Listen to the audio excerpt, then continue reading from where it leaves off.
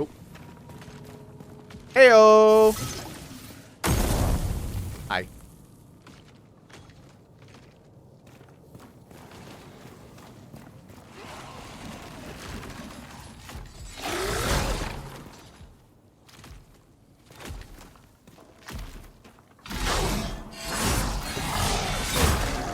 Excuse me?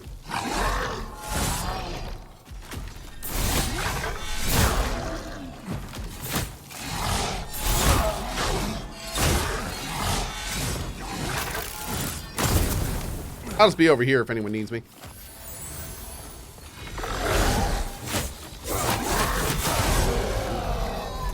Great.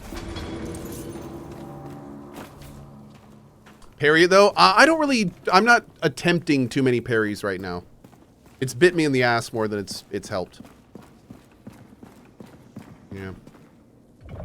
The parry timing in this game is really, really, really tight. It's a difficult parry system by design. It's very rewarding though. Like parrying in this game is, you know, it's real nice.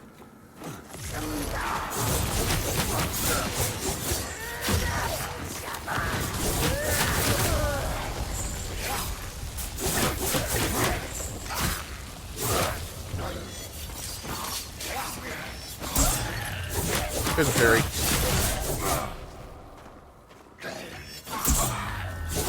There's another parry.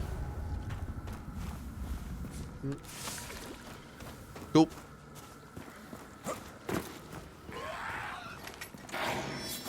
There's another parry.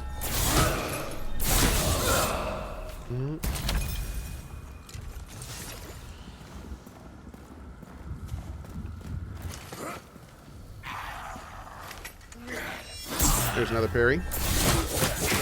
So yeah, parrying is, I mean, it works. It's definitely, it's good. Some enemies are a lot easier to parry than others. You know the parry fills your focus? It does if you have the right gear on. Although there may be an inherent parry bonus, but there's also, you can get, you could make entire parry builds in this game if you wanted to. There are a lot of very cool modifiers you can get for parry.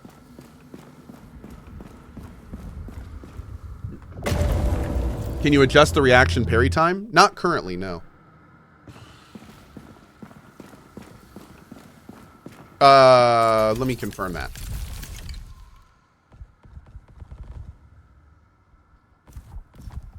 Yes, there's no way to do that currently. Okay. Maybe that'll be a difficulty thing later. There's no difficulty thing in the game right now. I don't know if they're ever going to add one. There may not be. No rest.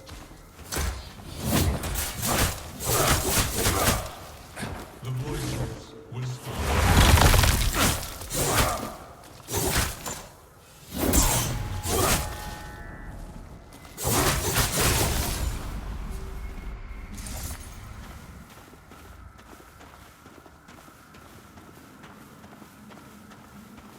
Okay. How's the game, Cohh? Oh, it's great.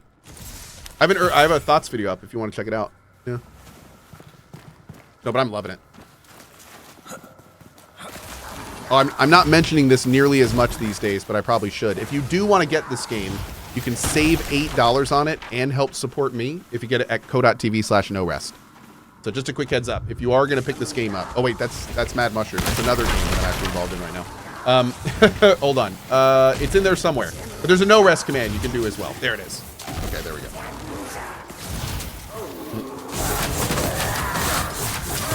There we go. A tomato. All right, let's see. Chat, we got a chungus.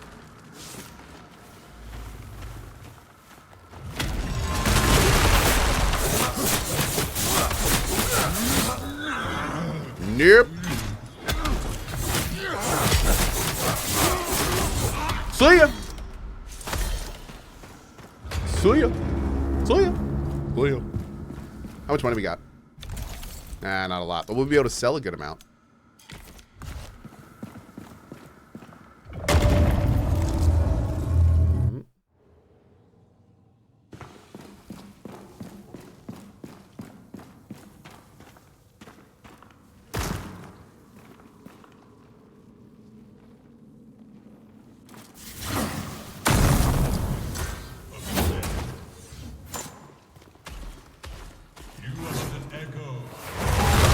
Oh.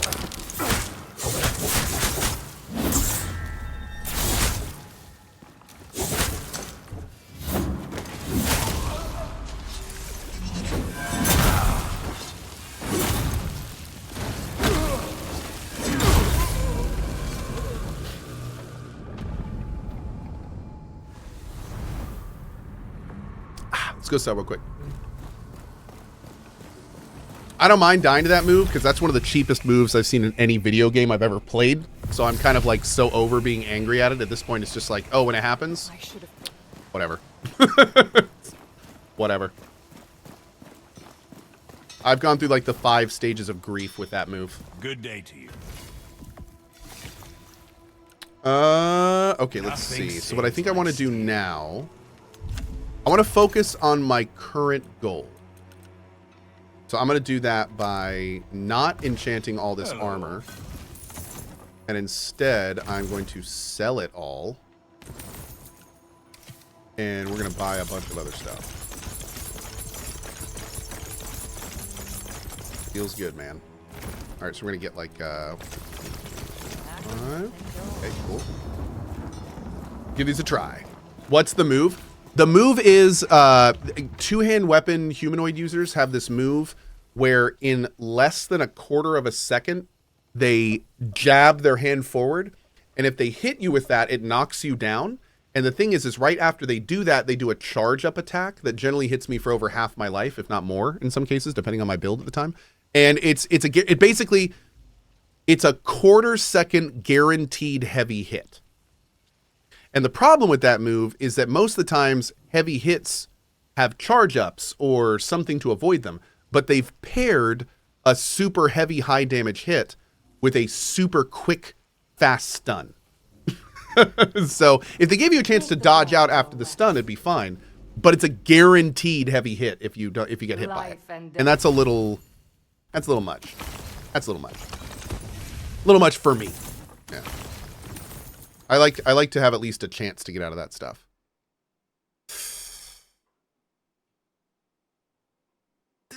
That's okay. That's not great. We don't really need focus anything. Nah, we don't need that. Greetings, warrior. Cohh, what's the game length so far during EA? Is it worth getting? Well, you should never buy an EA for the content in the EA. So I'm gonna stop you right there. But that being said, have I bought this and had fun with it? Absolutely. Yeah. Like there's a lot of content. If you are looking for hours of content in your early access, there is hours of content in this. And I mean, like, I'm on hour 31 and a half. I don't think that's including today's time. So I think I'm coming up on like 34 hours, but I've also done a lot of like extra stuff. So, you know, this may not be the length of your playthrough.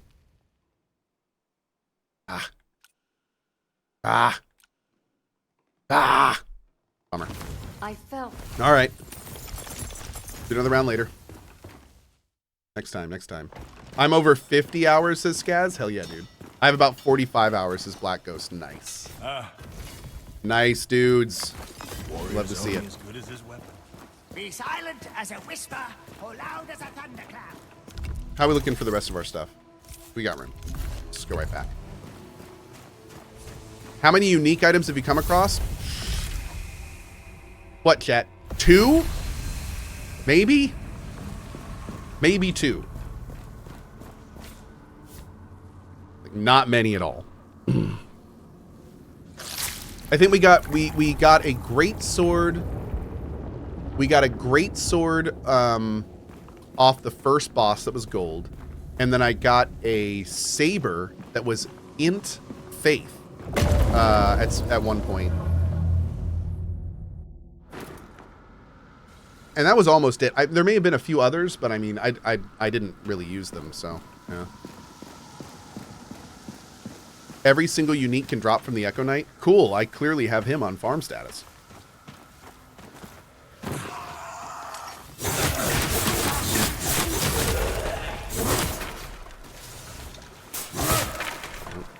I can't even get to him to try it. My lord. This game does not mess around.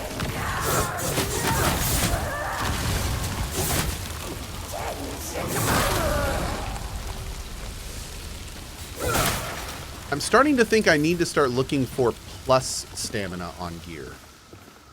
Maybe not stamina regen. I think both are important. Stamina regen is not doing it for me. I think the stamina regen only applies while the stamina is regenning, not while I well.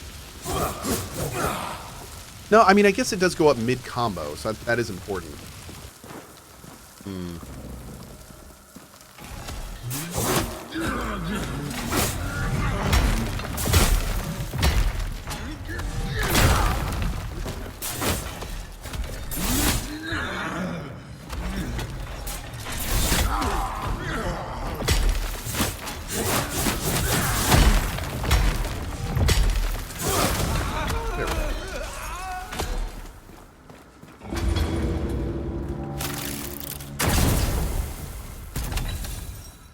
There's a gem that gives stamina on hit. I know, but there's no dig spots in the Crucible. So unless I want to go out into the world and farm dig spots, which I might, actually, I can't get them.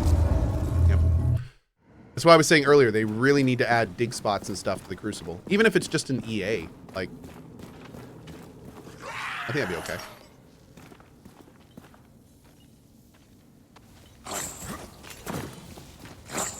I like have to start the jumping animation for him.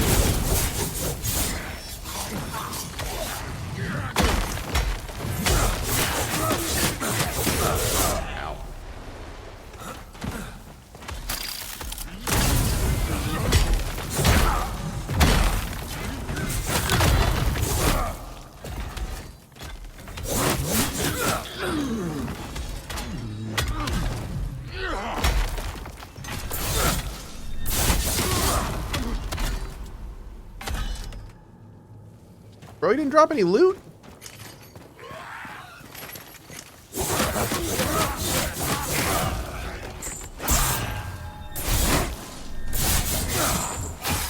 Wow.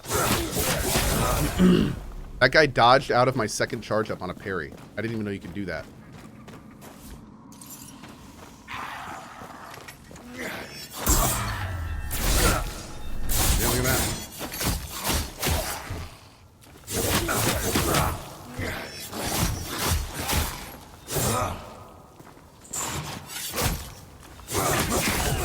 There we go.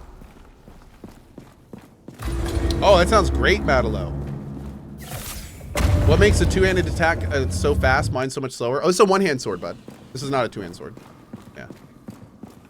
This is the Talwar you can buy from the rank 3 blacksmith.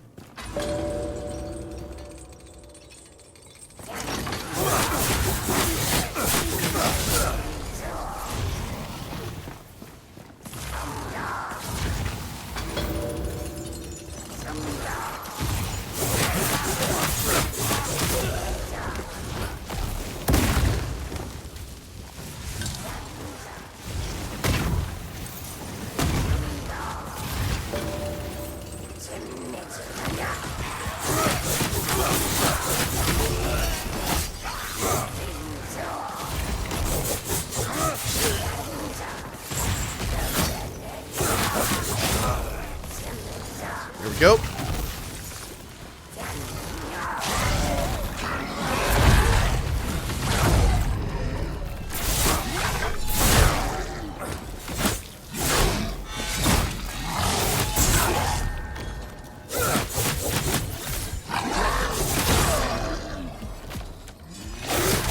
God, we gotta work on my stamina, man.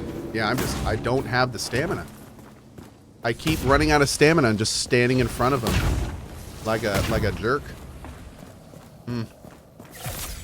I think getting the stamina gem in my sword would help a huge amount. A huge amount. I don't see you using your focus. Does that sword not have a good ability? So the only ability I have on this sword right now is called Fire Spin. And the thing, it's really great against shielded targets. Like, watch this. I'll show you here. It's really great against targets like this guy, but it's really, really slow. And that kind of goes against most of the mobs I fight normally.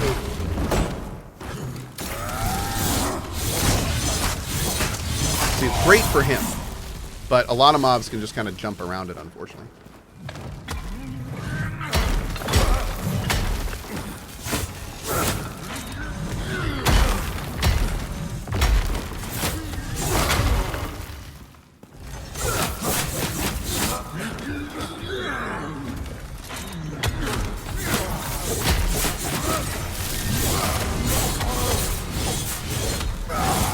also no way to interrupt it. So if I use it at the wrong time, I'm basically locked into 5 seconds of animation, which can be a problem, depending on what I'm fighting or if I'm near a ledge or something.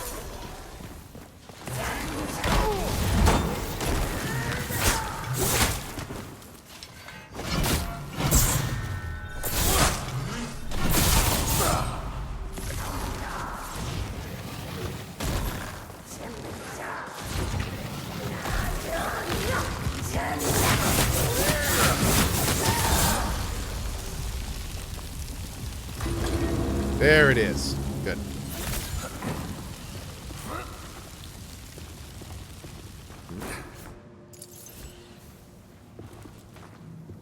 Runes are super OP, and I don't think Cohh knows it yet. They all stagger with each hit, even on bosses. The one he has just have a long startup. Oh yeah, no, they're great.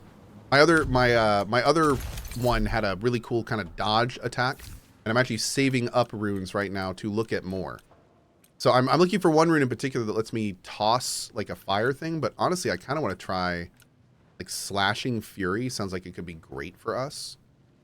Evasive Strike is what I used before, and I really liked that one. Where was the other one? We had like a Pirouette. I don't know. Oh, yes, Slashing Pirouette. That sounds awesome. I don't know which one is better. I don't know which one gives more hits, but yeah, gotta try them. Do you think that the fact that it's mixed reviews on Steam are mainly due to the fact that it's a Souls-like? No. I don't think that the mixed reviews on Steam have anything to do with the game. I think the mixed reviews on Steam have to do with the fact that it's very unoptimized, which was a decision the devs made. You know, that's on them. And also that there were no key binds when the game came out, which are also a really big deal. That's an accessibility issue. Some people can't play this game because they can't rebind the keys. Like, that's a major problem. So, do I think that it's wrong that this game has mixed on Steam? No, I don't. Because I think it's really, really important that people know if they buy this game now, it's going to be unoptimized and it's going to have key binding issues. However, the game itself is amazing. So, like, the game itself is awesome. So once they get that stuff sorted out, I have no doubt that the score will start spiraling upwards quickly. Yes. But the thing about, and we talked about this a lot. Oh, it's mostly, wait. It's mostly positive now? No, it's not. It can't be mostly positive. Holy shit. Holy shit. Wow. So, well, okay, 13,000 reviews.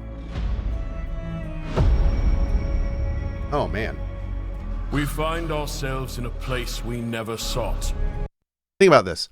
This game has not been available to be reviewed for a week, and it has almost 14,000 reviews. That is significantly more than many games get in their lifetime. Like, that is crazy. That is crazy. Wow. Oof.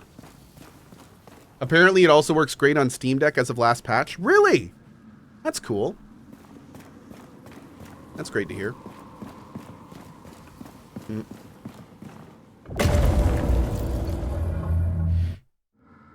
Okay.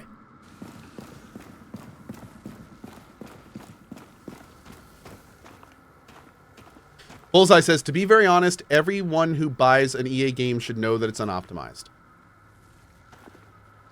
Bullseye.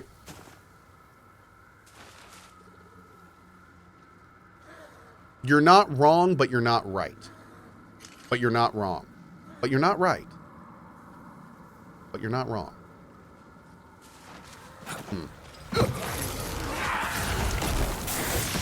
I think the real argument comes in, is it on an industry? And this is like a real question. This is not me like asking some question as an answer. This is an actual question.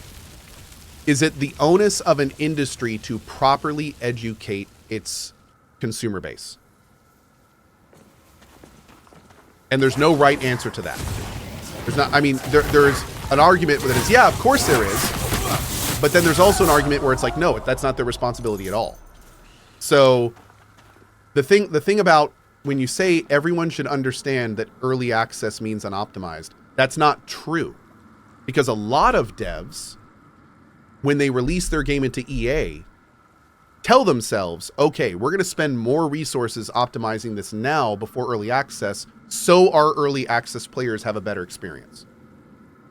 And it's like, in that situation, that's a positive for the devs. That's awesome. It's not wrong or right that they're doing that. It's just a good thing. You see what I'm saying? There's not like any rules for it. And the problem is that, I mean, we don't even really know what EA is still. Like, every company does early access differently. Some do it well, some don't. So it's really hard to establish any concrete, unchanging things. Like, always assume an early access product will be unoptimized. That's not true, though. Like, that's not a valid statement, because a lot of companies spend a lot of resources to make sure their game is optimized for early access. So, but I mean, is that the right way to do it? Not really. So I don't know, man. That's a tough one. I think another thing is that game dev, the whole concept of early access and selling a game before it's done is, believe it or not, still kind of a new thing. And I mean, for us, it's been around for what, 10, 20 years. But in terms of like the development cycle, the game dev is still trying to figure out exactly how to deal with early access. And consumers, we don't even really know what early access means. I mean, early access can mean completely different things for different companies. And it certainly doesn't ever mean that you're going to get the same thing in the same product just because it has the early access label. So, you know, it's weird, man. It's weird. It's weird. Game dev is weird. Game dev is weird, and there's not a lot of rules. Like, all companies can kind of have the freedom to do it how they want. How do you do early access right? Oh, easily. You do it like Larian Studios. You do it like Pugstorm, makers of Core Keeper. You do it like Unknown Worlds, the makers of Subnautica.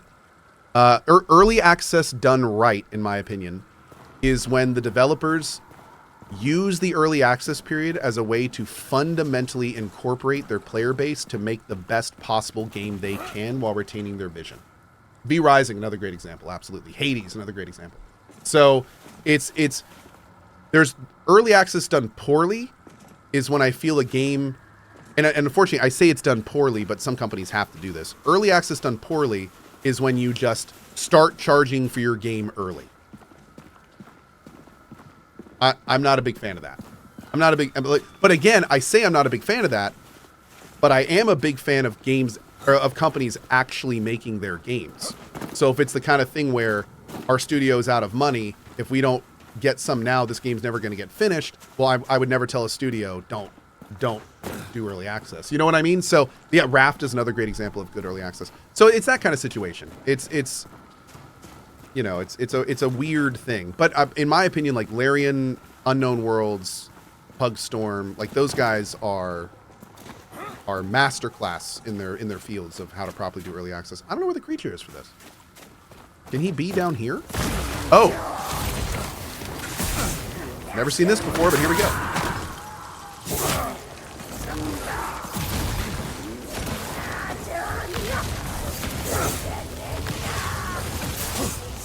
Can you please stay still for like 2 seconds? Okay, or just drown. That works too. Keystroke Farmer says, a perfect EA is a complete Act 1 as a vertical slice like Larian. That's not what Larian did, though. Larian did not vertical slice Act 1. They capped their content at Act 1, but they didn't vertical slice it. Vertical slice means it is a vertical slice of a completed product, as in nothing else is being changed. It is a demo, is another good name of that. It is a demonstration of the final version of your product. So when you talk about a vertical slice, you're talking about a small, complete vertical slice of your whole game. So for Larian, Act 1 was never a vertical slice in EA, because when Baldur's Gate 3 moved from EA to 1.0, things got added into that area that had never been there before. So that immediately means it's not a vertical slice. It also had more optimization in the final build. It had more customization. They did stuff to the UI. So, I mean, that term means something very specific, and I don't think it applied in this case. Yeah.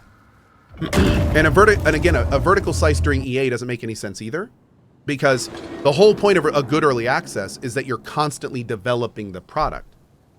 So if you're presenting a vertical slice as early access, you're literally telling your player base, this is what you're getting and we're not doing anything. Like, this is it. This is the complete version, you know? So you never want a vertical slice as your early access product, because that kind of goes against what early access is at its core. There you go.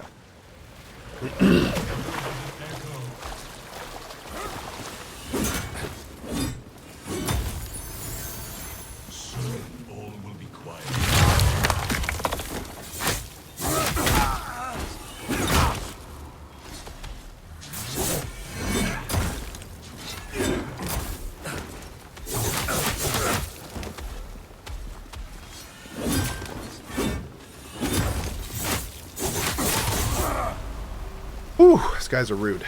All right, that's the easy part of this area.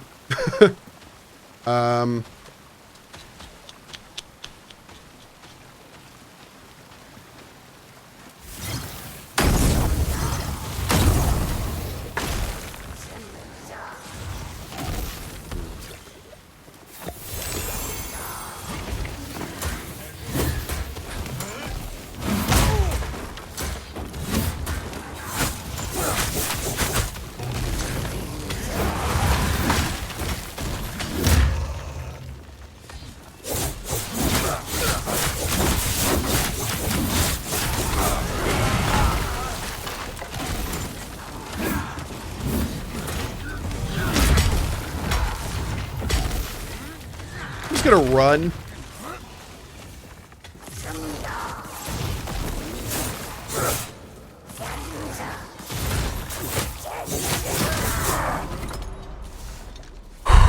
Okay.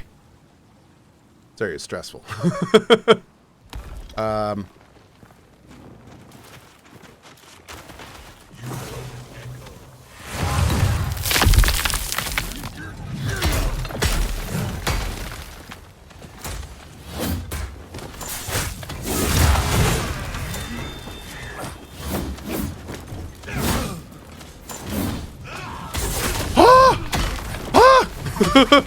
Jeez. Okay.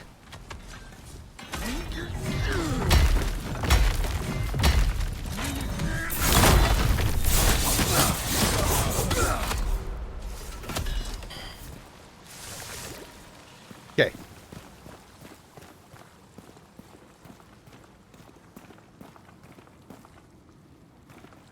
The voices whisper of your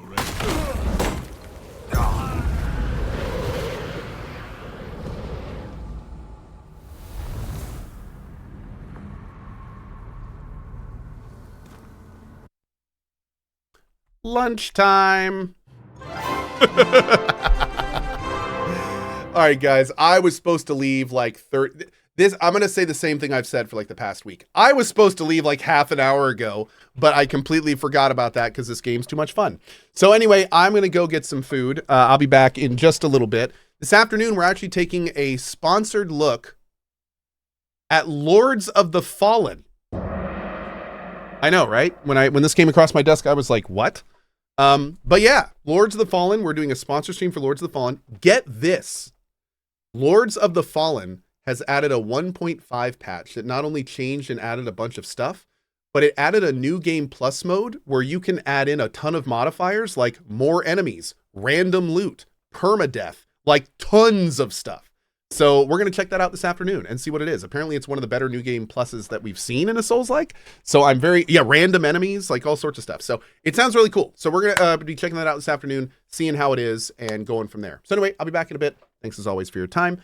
Thank you to the devs of No Rest for stopping by. And a final shout out before I go. If you are interested in picking up No Rest for the Wicked, if you want to save $8 and help support the channel, you can go through cohh.tv/no rest. And again, you save $8, I get 5% of the purchase. It's awesome. And a final note, that link disappears after May 2nd. So after May 2nd, it goes back up to the normal price. All right, guys. See y'all later. Have a great rest of your day. Thanks for being here. Bye-bye.